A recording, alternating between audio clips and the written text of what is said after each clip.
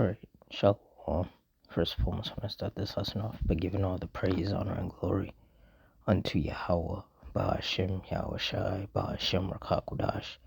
Double honors to the apostles and elders of Great Millstone. Honors to our brothers who are fervently preaching the word in sincerity and in faith. Shalom to all the sincere Akwath, and Shalom to the scattered Israelites, especially those of the hopeful elect who are amongst these heathen nations and look like these heathens. Now this is basically just going to be an update on what's happening with this whole U.S. blockade of Iran. So through the Spirit, I'm going to read this article, get some precepts, and Lord's will you're edified. It says allies tried to puzzle out U.S. blockade of Iran. That American forces began their blockade of Iranian ports on Monday, even as allies scrambled to understand how it will work and how the Trump administration will avoid sparking new showdowns with the move. More than a dozen U.S. warships in the region are available to take part, according to one U.S. official, including the USS Tripoli, which has an embarked Marine unit aboard trained to interdict and board ships. Additional details remain scarce, including how long the blockade will last and what its precise strategic goals are.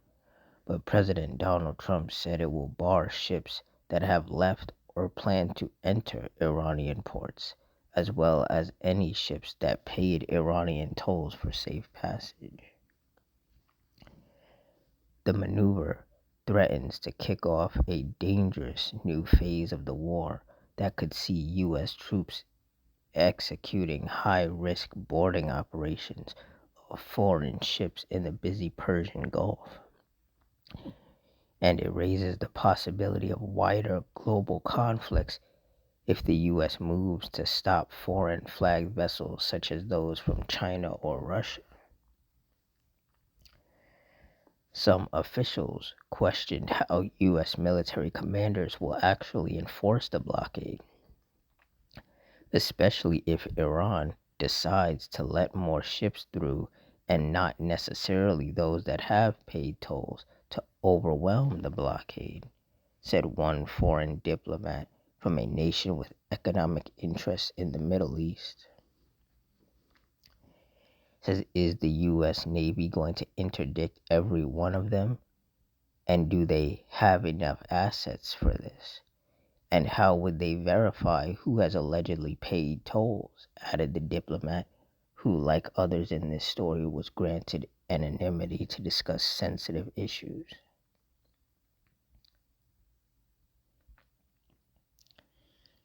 It says, at stake is the Strait of Hormuz, a vital gateway for the energy sector that Iran has effectively taken control of, causing oil prices to surge and driving up costs across the global economy.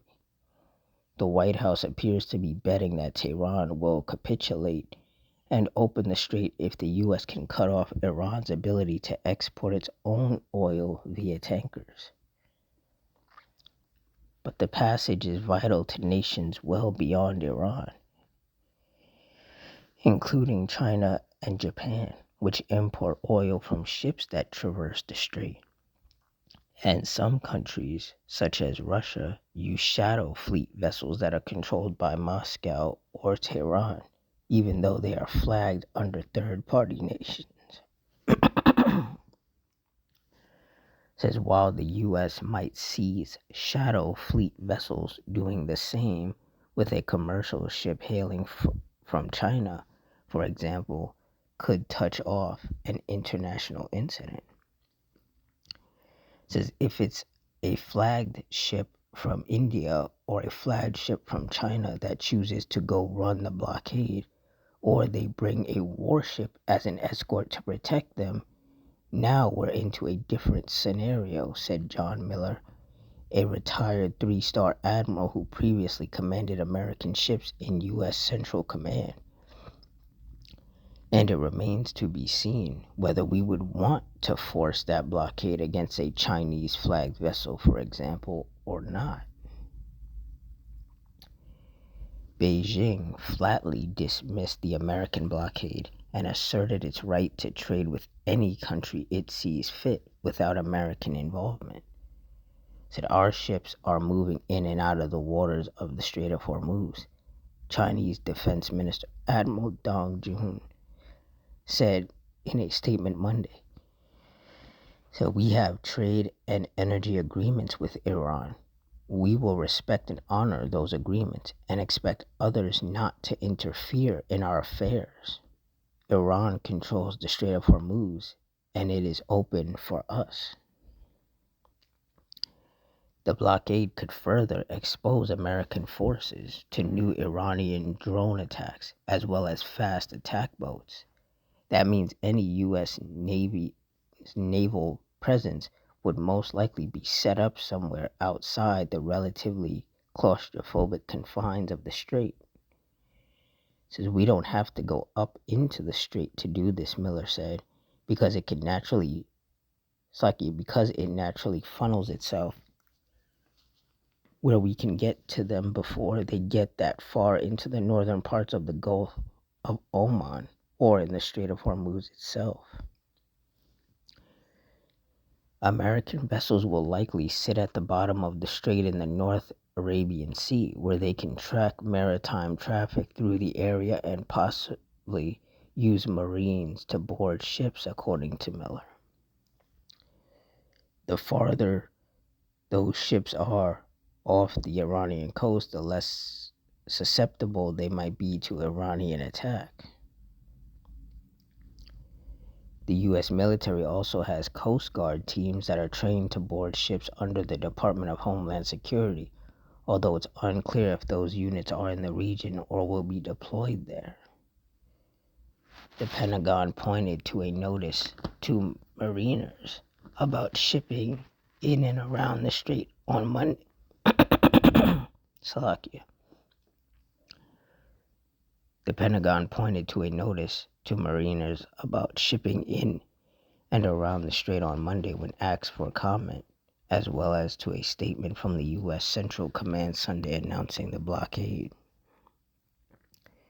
The Navy will likely direct any ships leaving or scheduled to enter an Iranian port to dock at a friendly port, most likely in Oman, which has emerged as a critical logistical hub for the U.S. Navy, according to a person familiar with U.S. military operations in the region. The U.S. would also be responsible for taking care of the crew of detained ships in seaport, although American officials have not yet described how that process would work. A blockade might also pose logistical challenges for the Pentagon and the Navy in particular, which is already facing significant strain from the Iran war and a separate months-long effort to block suspected drug traffickers in the Caribbean.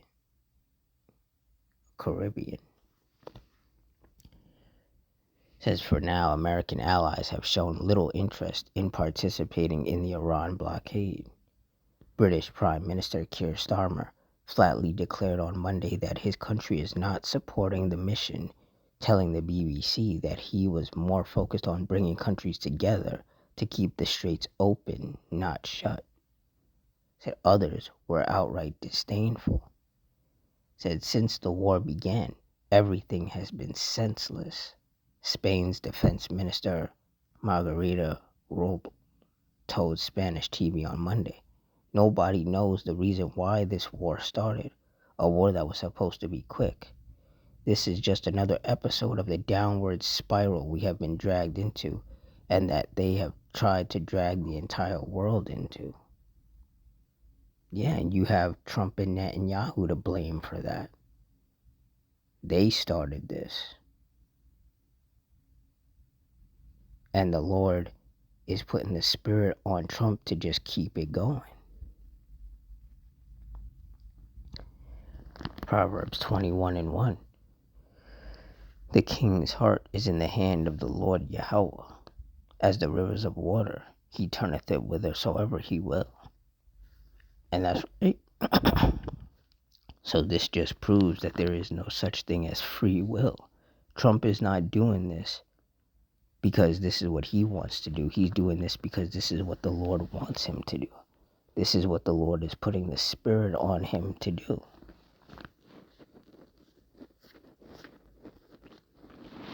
Because the Lord is a man of war. So the Lord wants that conflict out there in Western Asia to continue happening. Even though things have calmed down a little bit.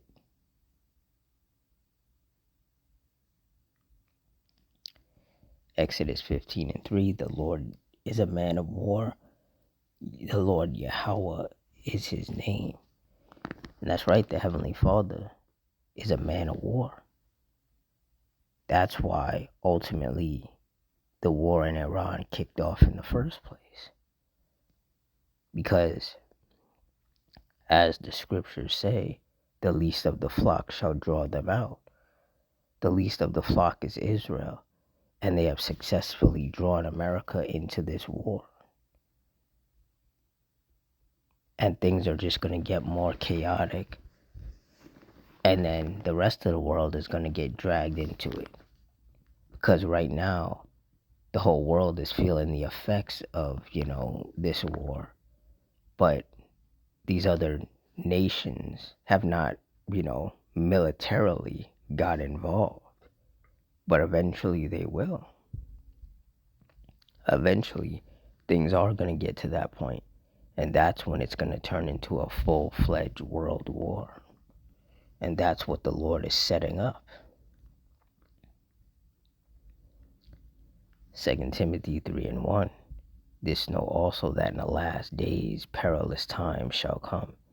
And when you look up the definition of perilous, it means full of danger or risk. It means dangerous, hazardous, risky, unsafe. And clearly that's where we are with this war. All these other nations' leaders are saying that this is a risky move by the U.S. to, try to blockade the Strait of Hormuz. They say that it's senseless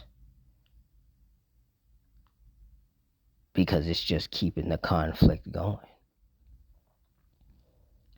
And like they said, if the U.S. starts trying to block Chinese vessels or Russian vessels, that's going to create its own set of problems. And best believe the U.S. does not want problems with China and Russia. They can't even handle Iran, let alone China and Russia, or China or Russia. But see, the Lord, he has things set up to where tensions are just going to increase and things are going to become more volatile. And this is why we have to continue to watch. Because the Lord is definitely still making a lot of moves out here. Ecclesiastes 3:1. To everything there is a season and a time to every purpose under the heaven. Verse 8. A time to love and a time to hate. A time of war and a time of peace. And we are undoubtedly in a time of war. That's why the peace talks and the negotiations that they were supposedly having have failed. Because the Lord doesn't want there to be peace in the quote-unquote Middle East. He wants there to be war.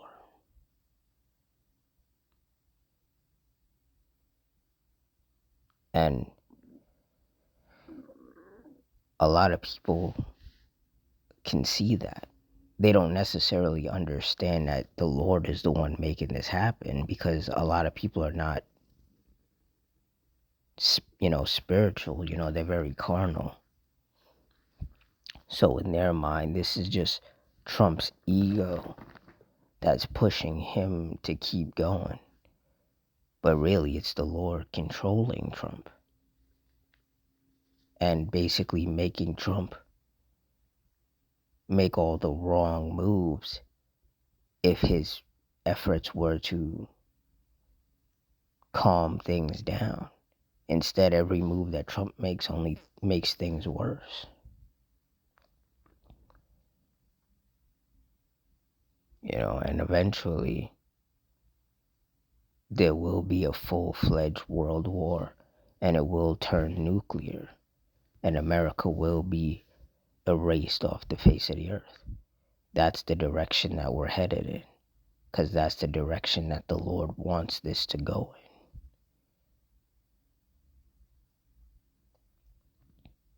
And a lot of people can't see it.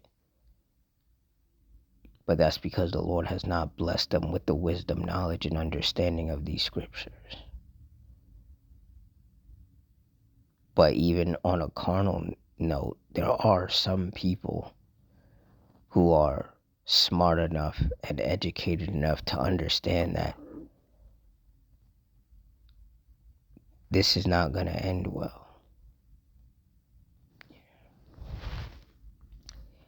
So with that, I'm going to wrap it up here. In closing, I want to give all the praise, honor, and glory unto Yahweh, Ba'ashim, Yahweh Shai, Ba'ashim, Rakakwadash, the Wadi Yahweh, Ba'ashim, Yahweh Shai, for putting the spirit on me to do this lesson.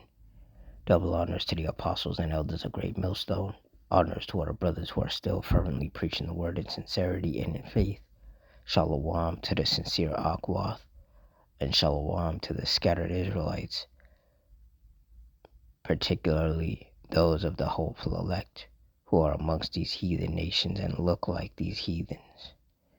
I hope you all stay strong, stay safe, stay fervent, stay circumspect, stay prayed up. And Adawan Ratazah. Till next time, shalom.